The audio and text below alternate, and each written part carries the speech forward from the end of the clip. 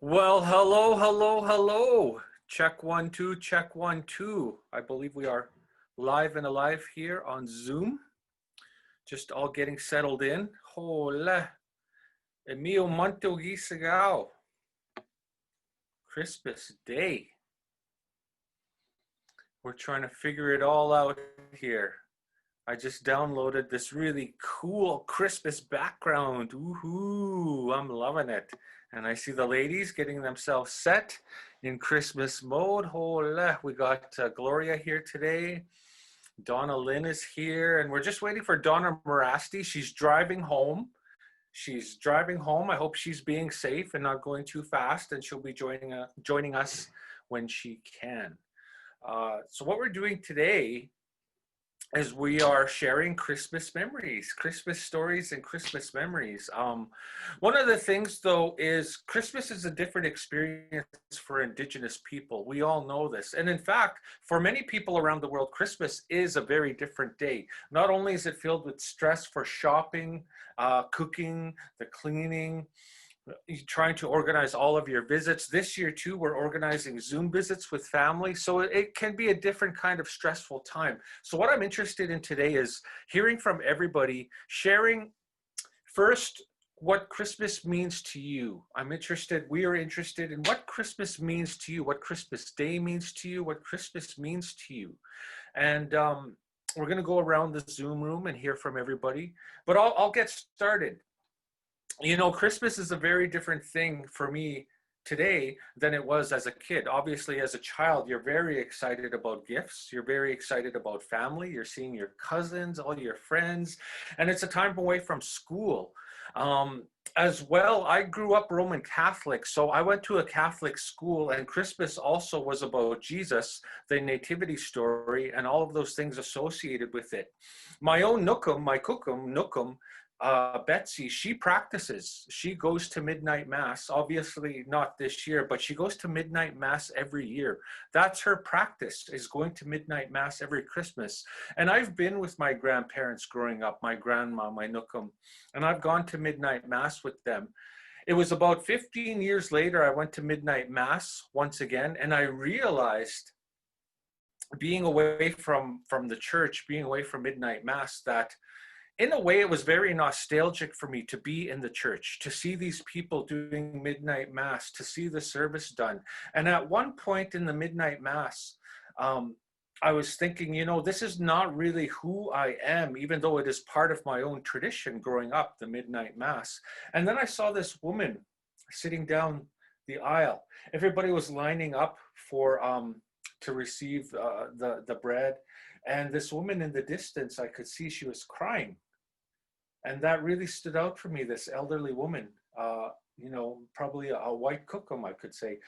She was there and she was crying when the song was on. And I thought, wow, maybe it's a memory of a lost love, maybe family, maybe she had a daughter, and this means something specific to her. And I thought, even though this is not indigenous or not necessarily a cultural thing, it means something to somebody. And I should, you know, who am I to judge what Christmas is when I see it being that impactful to somebody and meaningful, somebody sitting not too far from me. And I thought, wow, that's kind of special. So in that way, Christmas, I can respect it, and I can respect the fact that it means something for somebody. And for me, even though the memories of family are gone, memories of Christmas presents and all of the dinners and all of that stuff, I still hang on to those memories every year. And I enjoy the Christmas shows. I enjoy being with family. I enjoy sharing it with my son. And I enjoy trying to spread positivity at Christmas time because I think we need it. So to answer that first question, that's what Christmas means to me. Thanks for listening. Who'd like to go next?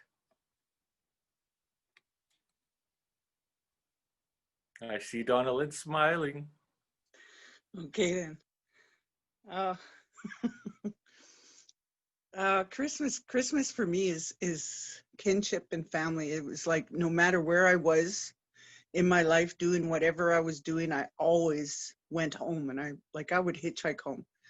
That and Thanksgiving, and I always got home to Mama, and so that's what it was when I was a kid. Because of the the poverty. We didn't have what everybody had, but we had each other, and my mom arranged one year to take us to the rich people's uh, area, and we took a drive through there. She had her last $10, and so that was beautiful. And plus, she stayed sober that year for us to enjoy. And I know she felt so horrible about not giving us, I don't know, giving us what. We just wanted her. And we had Kohkom there with us, and I made Kohkom an apron at school. But as an adult, it's really changed. Now for me, it's just the grandchildren, and everybody expects that you got to buy them really big gifts, eh? And I leave that for somebody else. Me, I take their bags and I fill them up with everything and anything at the dollar store. And you know what? The little ones, they don't care. They just love opening every little individual thing, you know? And because that's what I remember when I was a kid was like, whoa, are you serious? Is this mine? Whoa, are you serious? Is this mine? So if we got lucky enough to have more than one or two, we were good. Uh, One beautiful thing is my husband, having my husband every year now, and we spent as much time as with our grandchildren as possible. This year, of course, is going to be different. We're going to have Cornish hens and try that after Christmas, because I'll be spending it with the men inside. And yeah, that's part of my thing. I had a memory of the first time I got sober, and that one is the best one. I don't get to tell that often enough. It was the late Judge King. Now, this man let me out of jail when he really, based on evidence, shouldn't have. But he let me out, and he took a chance on me. And he had heard my story about our mom driving us for the Christmas lights. So what he did was he booked a limousine, told me to call me and my partner at that time, said, get dressed up, we're going for a ride. And back in the day, that would have been scary. He said, we're going to go for a ride. So I got dressed up, and yeah, he took me on a limo ride through the lights in Moose Jaw. And I remember I cried. He brought roses, and he said, this is it for your mom, you know. And I just loved it. It was the first nicest thing anybody had ever done for me, just for me. And I loved it. And so that's my Christmas present. And Judge King, of course, is gone now, and but the lights roll on. So Merry Christmas, everybody, and be safe, okay? Hey, Donna Marasti. Finally, Yeah, old sea goose all the time. I had a little trouble with my connecting to this website. Can you hear me? Yep, we can hear you. Okay. Loud and All right. So we're moving right along. What we're doing is we're talking about two things. The first thing we're talking about is what Christmas means to you. So you're on. Well, to me, Christmas means having family around, visiting, eating, stuffing your face, and just having a good time visiting and telling stories. You see, my mom had 13 children, my mom and dad. And so every year, majority of my family lives in Prince Albert. So every year we have to rent a hall. And it's a potluck. And we have supper. And after that, we actually have a dance. We have a DJ that comes in, the same DJ every year. and he plays songs for us, and we do karaoke, and we actually sell booze there. Of course, we have to get a license, and whatever money we raise, we give it to a specific family within our family that needs the money. Whoever is sick, whoever needs money for rent, somebody that needs food for the kids, things like that, and we do that every year.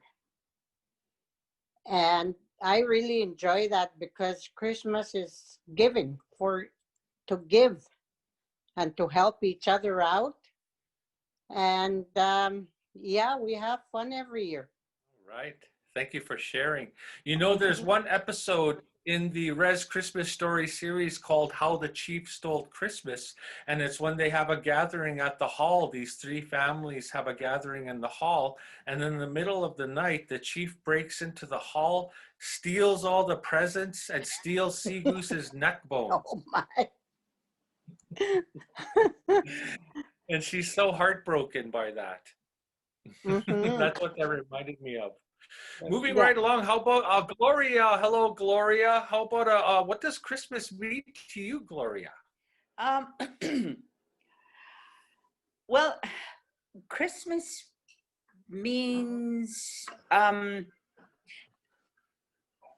yes, getting together, but the last couple of years after my mom and dad, after they passed on, what Christmas means to me, I guess, is I always cook turkey. Even though I live by myself, I always cook turkey, and I have all the fixings. And a lot of times, a lot of Christmases, I spent Christmas by myself. And what I've done in the past couple of years is I'll put the turkey and all the fixings in one small bowl, and I will smudge that, and I will pray to that, and I ask my mom and dad and my brothers, my brother and all my past relatives that had passed on to come and eat, and to bring the people that have passed on and just nobody has ever fed them, to bring those, because when we feed the people that have gone home early, like going home on their journey, a lot of them don't get fed, and we feed them just a little bit. That little bit of food turns into lots for them. When I feed them, I know that everybody's fed, and you should taste my turkey. Oh. Look at Marcel. And I also cook bannock. But yes, that's what Christmas means to me now, because I can't go back to Cochin because of COVID, and we have to stay here, but that's the thing that I always do, is I smudge. And when I was growing up, I know my dad used to do that a lot. When he was sober, like Christmas morning, when my mom would finish cooking, that's what my dad would do, is he would put it all in one bowl, all the fixings, turkey and all the fixings, and he would feed it all the people that have gone on their home journey. And that's what I do today. And I try to spend some time with two of my grandchildren, because there's one is 6 and the other one is 4. And my 4-year-old grandson, he's a handful. him and I, like I call him Pumpkinhead. Not that he has a big head, but I just call him that. When I picked him up yesterday at daycare, he goes, Kohkom, Kohkom, bring your pumpkin head down here. I'm gonna hang on to it. Like he's trying to put his boots on. I didn't think he would say that to me. The staff at the daycare just wanted to laugh. But they didn't want to laugh at me, I guess. I don't know. But I just started laughing. I was just shocked that he said that. So I put my head down for him to hang on to my head. But yes, and yeah, that's what Christmas means to me. And hopefully next year we will get together. Like I will hopefully be with like my siblings and the rest of our children and our grandchildren. Okay, thank you. You know, that reminds me of one of the episodes of in the series where Sea Goose, we get to see her last Christmas with her husband, and then towards the end of the show, it's these two spirits that are trying to visit this man who is slowly going to pass to the other side. But Siku sets up the traps just like Alone at Home Alone. So she sets up these traps for these two spirits, and they keep getting hurt and bumped around by Sea Goose.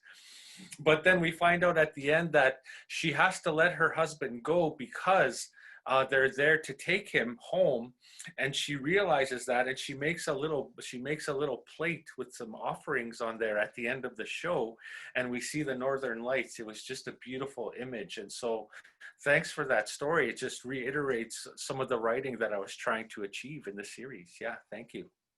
So moving right along, I'm interested in a Christmas story or a Christmas memory, and I'll start. For me, if you ask anybody in my family, if you ask Nukum, my Kohkom, if you ask her, she'll say, "Oh, that Curtis is such a damn prankster." Every Christmas, what I would do, especially for my Uncle Pat, is I would grab something like a woman's bra, and I would wrap it in a little box, and then I would wrap that present within a present, and I would wrap that present within a present. And so we would, everybody in the family would take turns, and we would all focus on the one person opening their presents. And so I thought, oh, you're making that too easy for me. Holy. So I put a bra and some high heels that I found in the basement at Kohkom's house, and I wrapped them up, boxes and presents within presents. So there are actually family photos of this where everybody is like frozen laughing because he's holding up this bra after opening all these presents, and he's looking at me, "Damn, Curtis," and everybody's laughing. So that's a specific memory I have that's filled with fun. And then actually 2 years later, he got me back. He wrapped an old Barbie doll in the same fashion. So revenge, what comes around goes around. So that's my Christmas story. Donna Lynn?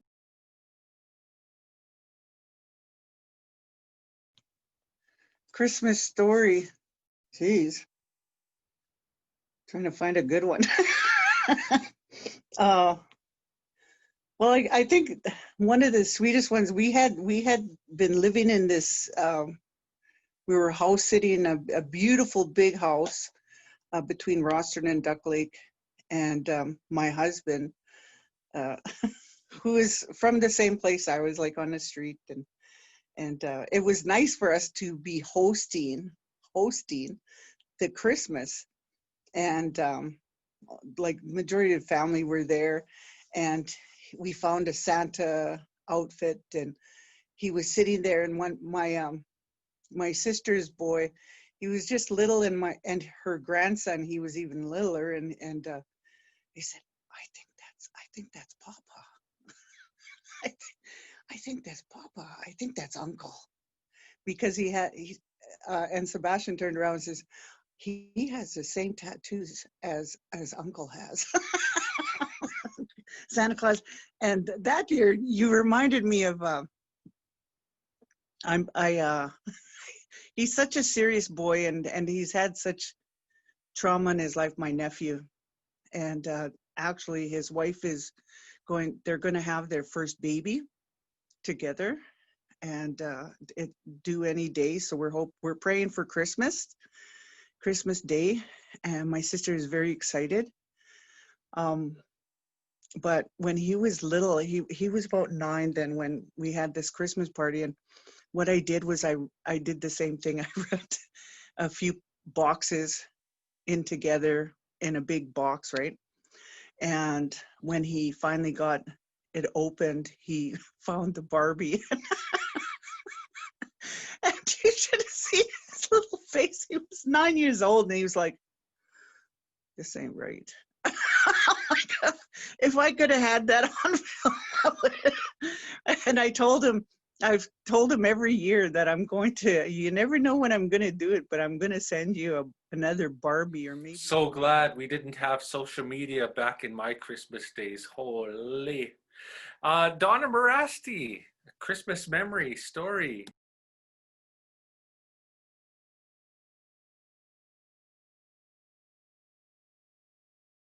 You're muted, Donna. You're muted. You got to unmute. Every year when we have the family party, I end up being the MC. And I can't think of good jokes. So I usually tell really lame jokes. And people don't laugh right away till I say, "E," you know, just to let them know I'm done. Yeah, and this one time, one of my younger brothers got a big round package. And so we were looking at him opening it, and he looks at my other brother and he says, "I'm not going to give anybody anything except my brother sitting beside me here. I'm not sharing this present with you guys, but with just my brother." And of course he was joking. He thought it was some kind of alcohol or something. Here it was a big can of ketchup. Because he likes ketchup. He puts ketchup in everything. He used to put it in Kraft dinner, all of his sandwiches, his eggs, everything. And it was so funny when we seen the present. And I'm really gonna miss that Christmas party this year, because I'm gonna be staying home this year. So next year, hopefully, we can just move forward and do what we did, have a big family Christmas get together. Jose. Thank you, thank you, thank you. Wonderful. Yeah, one thing I'm glad about this year is that the health authority is allowing co-parenting to happen, because my son, he comes here one year, then he's with his mom.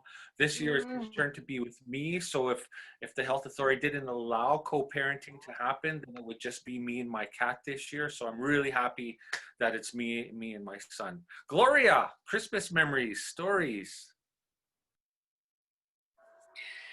I guess, sheesh. When I was growing up, we used to always get like coloring books, but it was always we'd feed Santa Claus, and then the next morning there'd be a bunch of coloring books under the, wrapped up under the tree. No matter how much my parents drank, there was always stuff, that we could open, like Christmas. In 1997, my brother passed away.